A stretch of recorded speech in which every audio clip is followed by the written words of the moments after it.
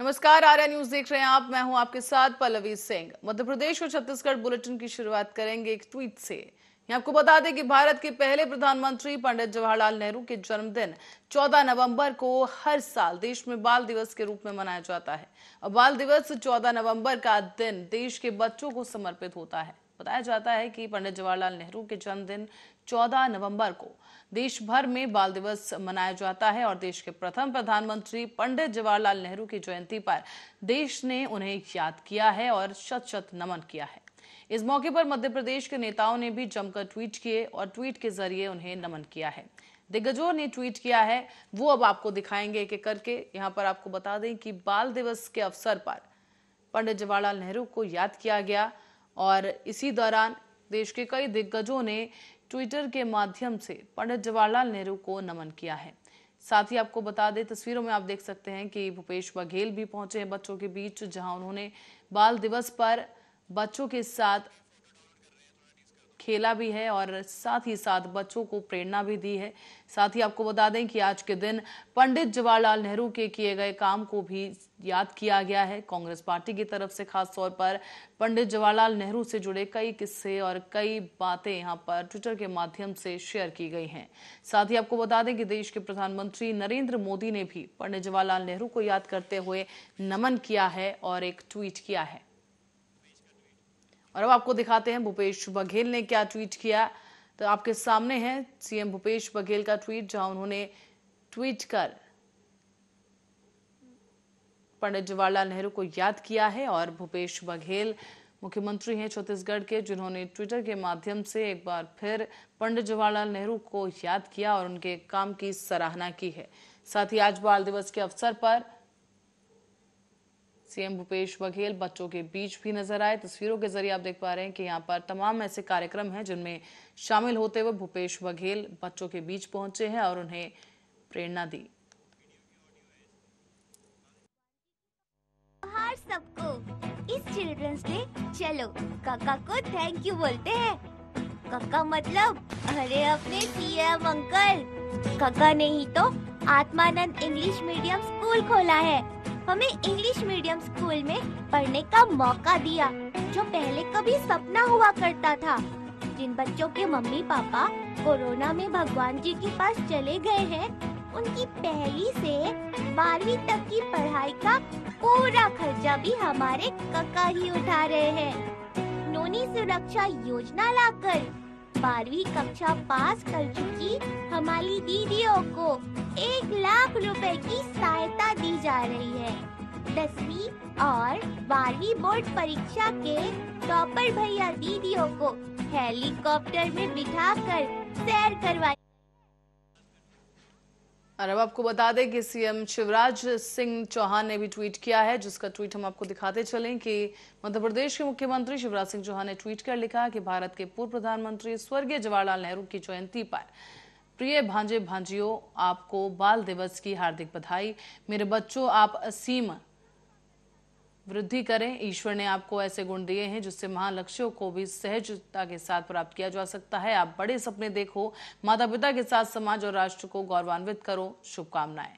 दरअसल भारत के पूर्व प्रधानमंत्री स्वर्गीय जवाहरलाल नेहरू की जयंती पर नमन करते हुए सीएम शिवराज सिंह चौहान ने ये ट्वीट किया। लिखा कि प्रिय भांजे भांजियों, आपको बाल दिवस की हार्दिक बधाई।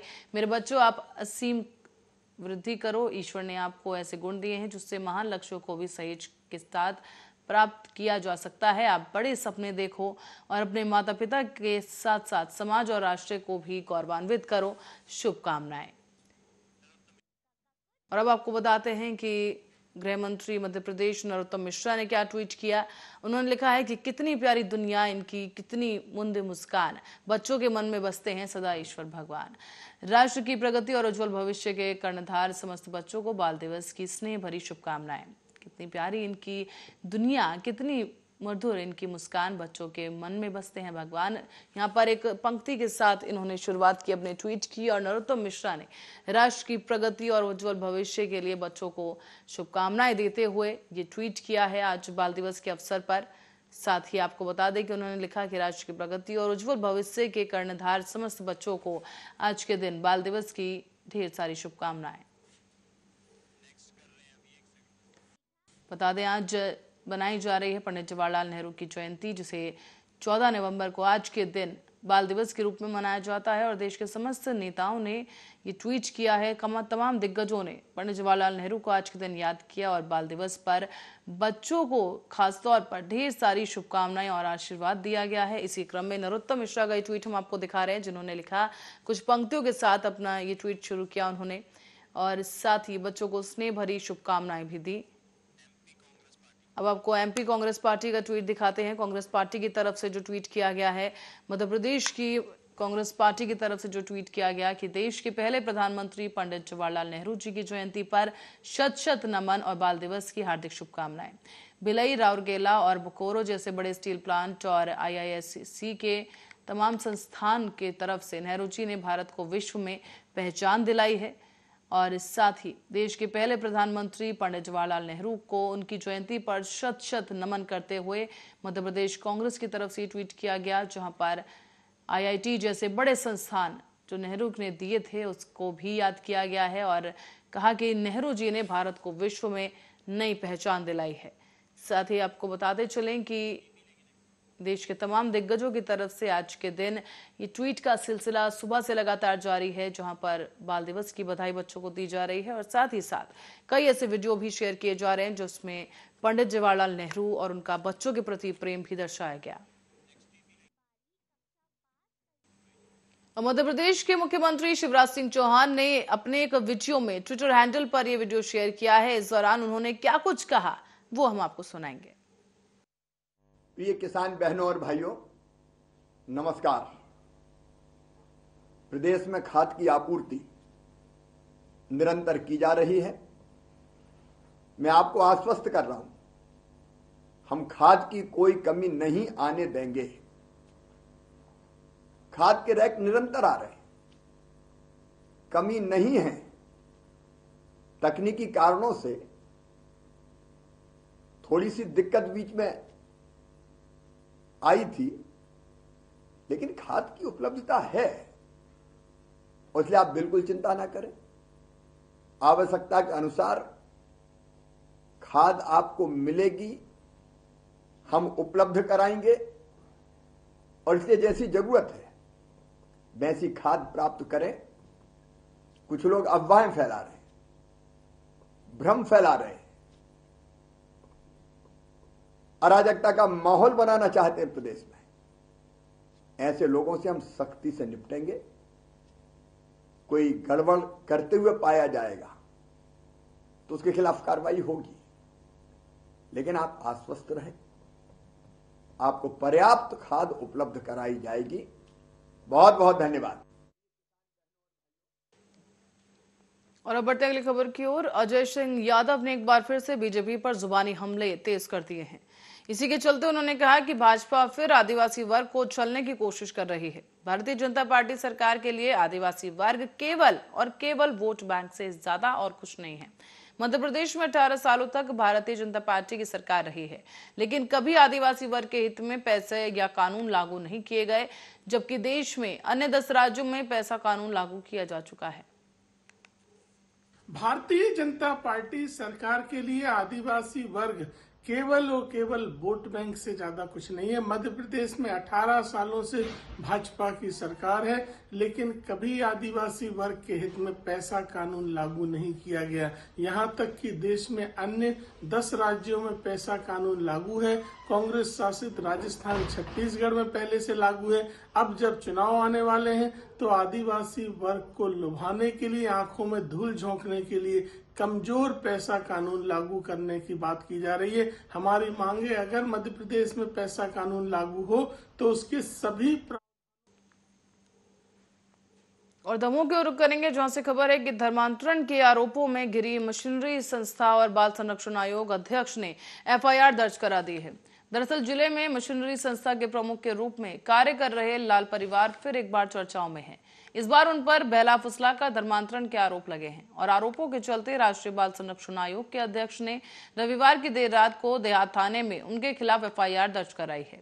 जानकारी के अनुसार रविवार को राष्ट्रीय बाल संरक्षण आयोग के राष्ट्रीय अध्यक्ष प्रियंक कानूनगो जिले के दौरे पर थे और इसी दौरान उनके द्वारा देहात थाना में मारूताल में संचालित क्रिश्चियन बाइबल सोसाइटी का निरीक्षण किया गया। यहाँ उन्होंने डिढोरी में एक नाबालिग को बैला फुसलाकर क्रिश्चियन पादरी बनाने की शिक्षा लेते हुए पाया गया है। इसे किसी अन्य के द्वारा वहां भेजा गया था और भाई संस्था के हेनरी नामक व्यक्ति से यह शिक्षा ले रहा था। ऐसे में नाबालिग को पढ़ाई से विमुख कर बैला फुसलाकर धार्मिक शिक्षा देना मानते हुए आरोप तय किए गए हैं। साथ ही साथ दूसरी तरफ आयोग के अध्यक्ष और सदस्यों के द्वारा संस्था की बाल गृह में निरीक्षण के दौरान रोके जाने के आरोप भी सामने आए हैं। आज मैंने राज्य बाल अधिकार संरक्षण आयोग के सदस्य ओमकार सिंह जी के साथ दमोह के अनेक ऐसे संस्थानों का निरीक्षण किया जहां बच्चों को रखा गया है।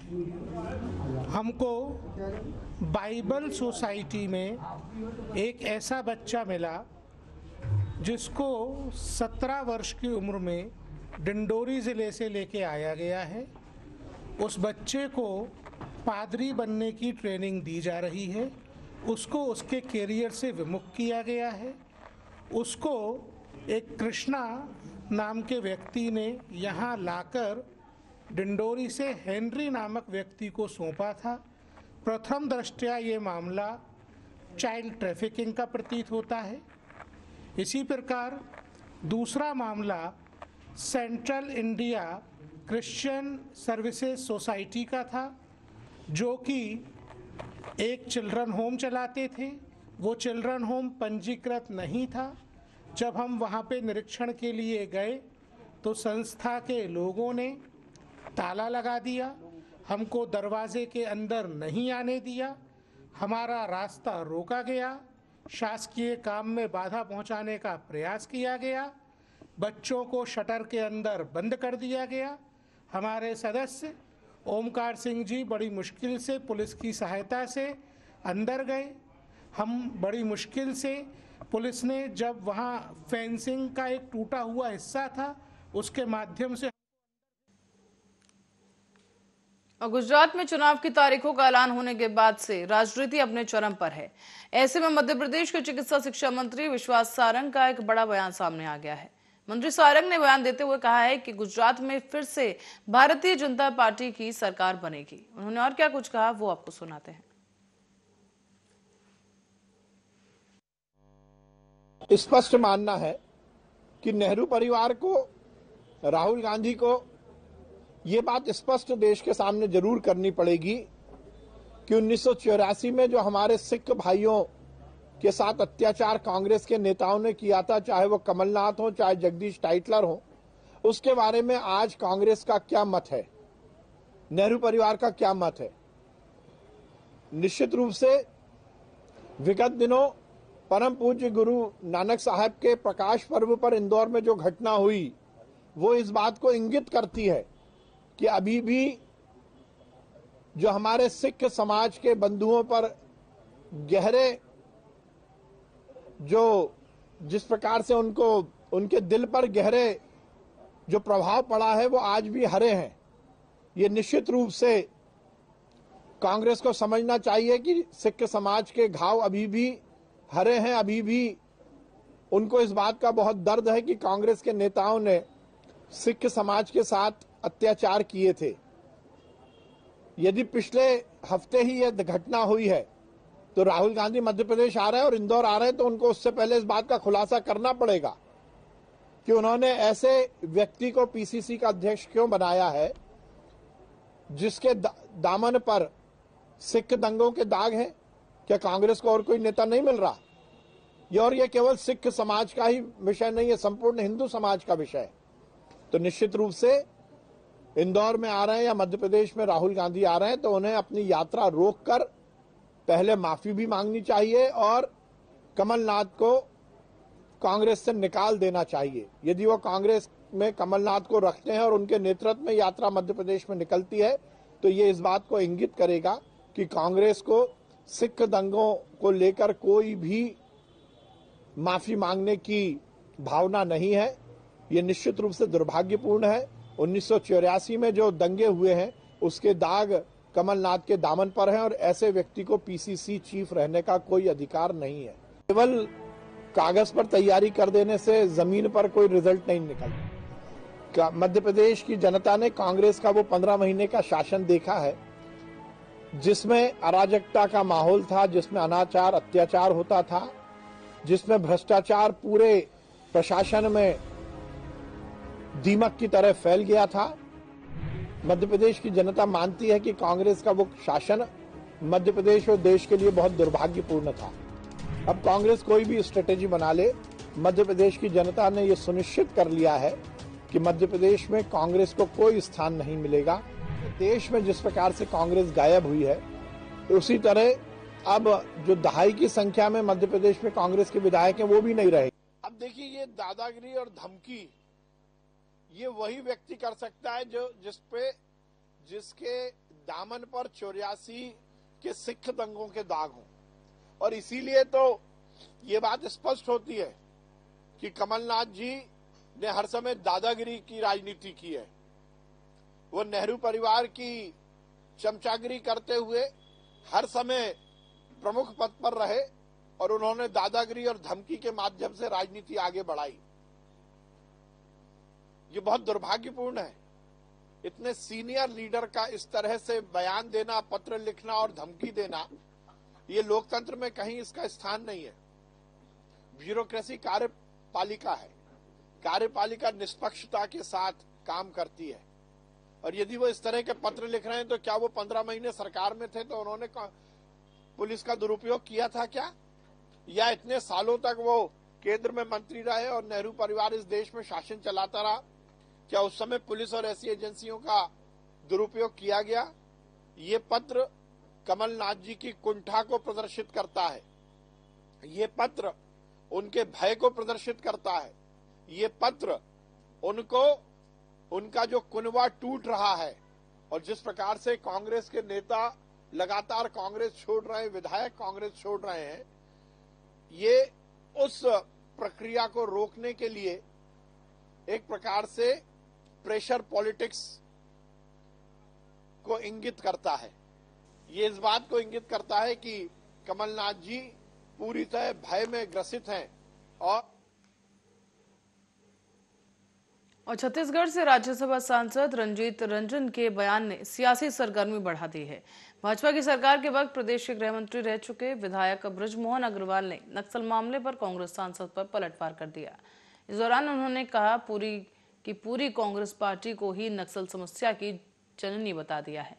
बृजमोहन अग्रवाल ने कहा है कि प्रदेश से रंजीत रंजन सांसद तो बन गई, मगर छत्तीसगढ़ की ABCD उन्हें मालूम नहीं है। नक्सलवाद की जन्मदाता और संरक्षक कांग्रेस पार्टी है। साथ ही रंजीत रंजन के बयान को भी उन्होंने गलत बता दिया है। कहा कि देश और प्रदेश के विकास को नक्सलियों ने अवरुद्ध किया। मैं ये कहूंगी कि सारे नक्सलवाद जो है और नक्सली लोग गलत नहीं होते, खराब नहीं होते और बहुत लोगों को मिसयूज किया जाता है और बहुत लोग उनके सांसद जरूर बन गई है, परंतु उनको छत्तीसगढ़ की परिस्थितियों की ABCD भी नहीं मालूम है। और हम शुरू से कहते रहे कि नक्सलवाद का अगर कोई जन्मदाता और आज बीजेपी के संस्थापक सदस्य स्वर्गीय कैलाश सारंग की पुण्यतिथि और उनकी धर्मपत्नी स्वर्गीय प्रसून सारंग की जयंती है। इस पर चिकित्सा शिक्षा मंत्री विश्वास कैलाश सारंग ने श्रद्धांजलि अर्पित की। मंत्री सारंग ने अपने माता पिता की पुण्य स्मृति में भी माता पिता भक्ति दिवस की शुरुआत कर दी है। बता दें आपको कि नरेला विधानसभा में मातृ पितृ भक्ति दिवस का आयोजन किया गया, जहां मंत्री सारंग ने कहा कि हर व्यक्ति अपने घर से निकलने से पहले माता पिता के पांव पखारे और उनका सम्मान करे। आज स्वर्गीय कैलाश सारंग जी की पुण्यतिथि है और हमारी माताजी प्रसून सारंग जी की जयंती है। हम सब ने ये निश्चित किया कि इस दिन को हम मातृ पितृ भक्ति दिवस के रूप में मनाएंगे। हमारे शास्त्र कहते हैं कि माता और पिता का हमारी जिंदगी में स्थान भगवान स्वरूप है। गणपति जी को जब संपूर्ण पृथ्वी की परिक्रमा का आदेश मिला था तो उन्होंने केवल अपने माता पिता की परिक्रमा की थी और यही बात को स्थापित किया था कि सृष्टि केवल और केवल माता पिता में ही निहित है। हमने भी ऐसा विचार किया, हमारी पूरी टीम ने, कि हम इस दिवस को मातृ पितृ भक्ति दिवस के रूप में मनाएंगे और हमने सबसे आह्वान किया है कि अपनी जिंदगी का उद्देश्य हम ये बनाएं। सेवा तो हम करते हैं, पर ये सेवा भक्ति स्वरूप होनी चाहिए। इस लोक में हम भगवान के साक्षात दर्शन तो कर नहीं सकते, पर हम माता पिता के दर्शन कर, उनकी सेवा कर, उनकी भक्ति कर इस पुण्य लाभ को अर्जित करें। और मुझे इस बात की बहुत प्रसन्नता है कि आज संपूर्ण क्षेत्र में हर एक घर में माता पिता की पूजा हो रही है, उनका सम्मान हो रहा है। इस तरह के सार्वजनिक कार्यक्रम के माध्यम से भी हम ये कार्यक्रम कर रहे हैं, पर उसके साथ साथ हमने ये भी आह्वान किया था कि हर एक व्यक्ति अपने घर से निकलने के पहले अपने माता पिता के पांव पखारे, उनकी आरती उतारे, उनका सम्मान करे। इसके पीछे का ध्येय यही है कि इस आपाधापी के युग में, जहां एक और हम अपनी जिंदगी को आगे बढ़ाने कंपटीशन के चक्कर में समय की कमी के कारण कहीं ना कहीं हमारे बुजुर्गों को हम के प्रति हम विमुख हो जाते हैं। हिंदुस्तान की संस्कृति में कहीं वृद्धाश्रम की परंपरा नहीं है, पर हम देख रहे हैं वृद्धाश्रम भी खुल रहे हैं। तो ये सब जब ही समाप्त होगा जब हम इसका कहीं ना कहीं संस्कार को आगे बढ़ाएंगे। आज हमने यही संकल्प लिया है, यही उद्देश्य के साथ कि हम आगे आने वाले समय में हर एक घर में अपने माता पिता की सेवा हो, भक्ति हो। इस प्रकल्प को हम और आगे बढ़ाएंगे। कैलाश सारंग जी और प्रसून सारंग जी के याद में हमने बहुत सारे सेवा के कार्य शुरू किए हैं।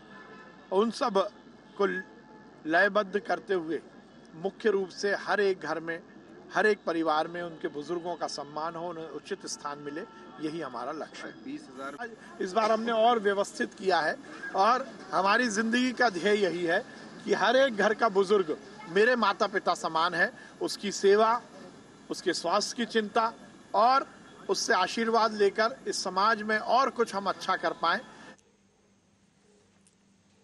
और दमोह से खबर है, जो संदिग्ध अवस्था में एक युवक मिला है। सूचना मिलने पर पहुंचे परिजनों ने युवक को सिविल अस्पताल में भर्ती कराया, जो डॉक्टरों ने उसे मृत घोषित कर दिया है। परिजनों ने हत्या का आरोप लगा दिया है और मुकदमा दर्ज करने की मांग की जा रही है। मुकदमा नहीं दर्ज होने पर इन गुस्साए परिजनों ने शव को रखकर सड़क जाम कर दी। वहीं इस पूरे मामले में पुलिस का कहना है कि पोस्टमार्टम रिपोर्ट आने के बाद उचित कार्रवाई की जाएगी। मामला है कि उन लोगों ने हमारे मामा जी को मारा है कल रात्रि की। क्या हुआ था? कुछ नहीं, मामा जी लेटरिन गए थे तो पीछे से वार किया, फिर रस्सा लेके आए, घसीट के घर तक आए, मार के डाल दिया पीछे। अब आज आप लोग क्या चाह रहे हैं? हम लोग न्याय चाह रहे हैं। कब से जाम लगाए हुआ? 3-4 घंटा हो चुके हैं। पुलिस क्या बोल रही है? पुलिस ने पैसे खा लिए, सब उन्हीं की साइड ले रहे। न्याय ग्राम नेवरमुंडा में प्रतिपाल सिंह राजपूत फौत होकर यहाँ आया था अस्पताल में, तो इसमें मर्ग कायम किया गया है। इनकी अस्पताल की सूचना पर तहरीर पर इसमें जांच की जा रही है मर्ग में और पीएम रिपोर्ट कराई गई है। पीएम रिपोर्ट में जैसे भी रिपोर्ट आएगी और अन्य साक्ष्यों के आधार पर अन्य वैधानिक कार्रवाई की जाएगी। इसमें प्रकरण पंजीबद्ध किया जाएगा। नहीं, उनका ये कहना है कि साहब 302 की जाए उनको, जबकि प्रथम हमारे चाचा जी लेटरिन गए तो उन लोगों ने पीछे से वार किया। फिर चाचा जी ने कुछ भी नहीं बोला। बे सब औरतें और आदमी सब जन आए, रस्सा से उनके गले में रस्सा डाल के और उसको रस्सा से खींचा घर तक और फिर घर के सामने मार के डाल गए। गजराज सिंह, खिलान सिंह, कृपाल सिंह, महपाल सिंह, पप्पू, ओमकार, नेपाल, मोनू 7 बजे की। इंसाफ चाहते हम लोग 5 घंटा हो। और इसी खबर के साथ ही बुलेटिन में फिलहाल के लिए इतना ही। बने रहे हमारे साथ, देखते रहे आरए न्यूज।